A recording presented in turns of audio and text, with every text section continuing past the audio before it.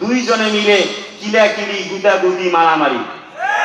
তারাবি 8 রাকাত না 20 রাকাত? কথা কয় না।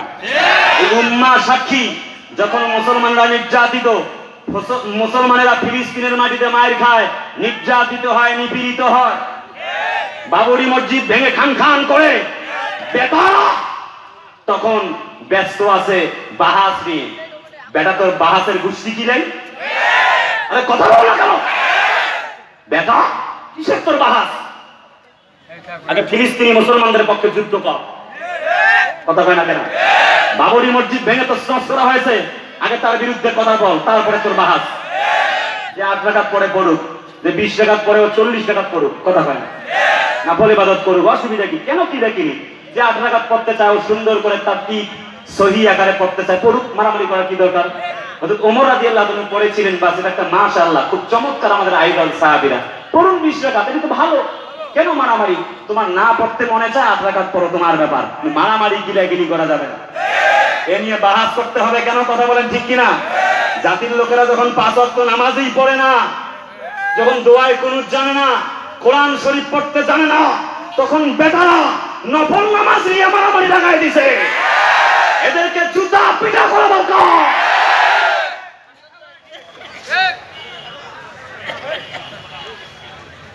জাতি সাক্ষী, আজ উম্মাহ সাক্ষী। আজ মুসলমানদের ঘরে আগুন লেগে গেছে, পানি ঢালতে হবে, কখনো পেট্রোল ঢালাবার কোনো সুযোগ নাই। সকলকে এক হয়ে লড়াই করতে হবে। কে আহলে হাদিস, কে ফুরফুরা, কে চরমনাই, কে সারছিনা, কে জামাত ইসলাম, কে হেফাজতে ইসলাম, সবাই যদি আমরা এক হয়ে আল্লাহু আকবারের তাকবীর দিয়ে মুসকান খানের মতো জাগতে পারতাম, আল্লাহর কসম বাবরি মসজিদ আমার দাদা বাবু সে ভাঙ্গার সাহস পেত না, পেত না, পেত না।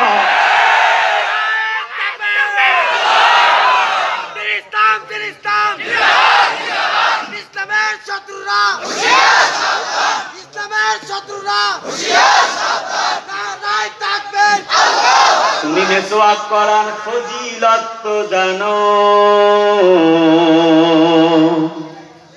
খাওয়ার শেষে মিষ্টি মুখের হাদিসটাও মানো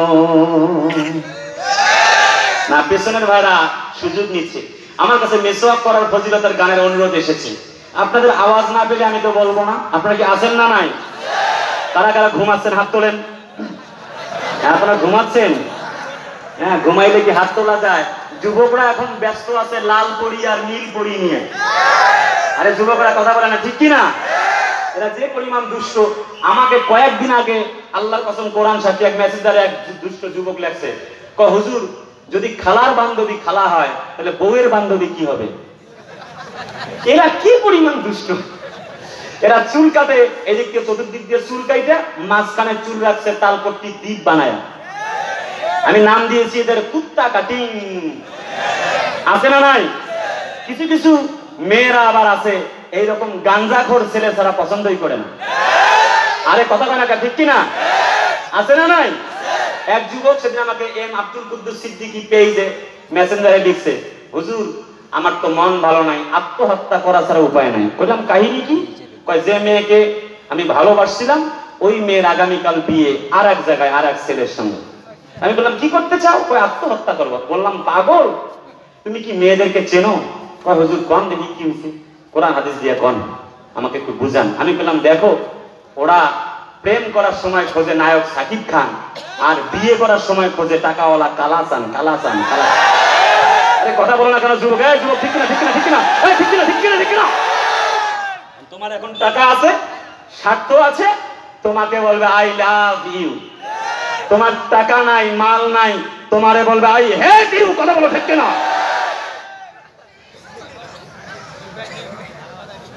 তোমাকে সাবধান হওয়া লাগবে, ঠিক তো? হ্যাঁ মাসুদ, ভালো হয়ে যাও। ভালো হইতে পয়সা লাগে না, ঠিক কিনা? গোবে একটু লট রবের দিকে ফিরে যেতে হবে। এদের গানের কথা বলতে তুমি মেসওয়াক করার ফজিলত বলবো না? মনে হচ্ছে আপনাদের চাহিদা নাই। আপনাদেরকে বীরের মতো আওয়াজ দিতে হবে। 2, 4, 10 গ্রামের লোক ভাববে যেখানে আল্লাহর কোরআনের কথা হচ্ছে। কথা বল না কেন? তুমি মেসওয়াক করার ফজিলত তো জানো, খাওয়ার শেষে মিষ্টি মুখের হাদিসটা মানো।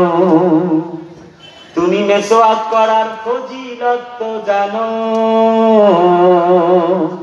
খাওয়ার শেষে মিষ্টি মুখের হাদিসটা মানো। শুধু হক কথাটা উচ্চ স্বরে বলতে পারো না, অন্যায় দেখে বারুদ হয়ে জ্বলতে পারো না। পিছনে ভাইরা আপনার আওয়াজ দেন না কেন? দিবেন এবার? শুধু হক কথাটা উচ্চ স্বরে বলতে পারো না, অন্যায় দেখে বারুদ হয়ে জ্বলতে পারো না। কেমন মুসলমান তুমি একটু ভাবো না, কেমন তোমার ঈমান একটু বলো না। কেমন মুসলমান তুমি একটু ভাবো না, কেমন তোমার ঈমান একটু বলো না। ঠিক না? তুমি যে কালিমার দাওয়াত দিলে বুকে টেনে তুলে, দেখো সেই কালিমার দাওয়াত দিয়ে সাইদি সাহেব জেলে।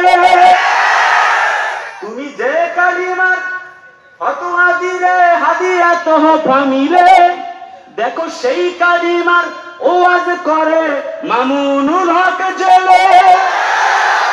তুমি যে কোরআনের ওয়াজ করলে হাদিয়া তোহফা মিলে, দেখো সেই কোরআনের ব্যাখ্যা লিখে কেউ ফাঁসিতে ঝোলে। তুমি দুনিয়ার মোহে জীবনের মায়া ছাড়তে পারো না, প্রভুর রাহে প্রাণ বিলিয়ে দিতে জানো না। কেমন মুসলমান তুমি একটু ভাবো না, কেমন তোমার ঈমান একটু বলো না। লিল্লাহে তাকবীর।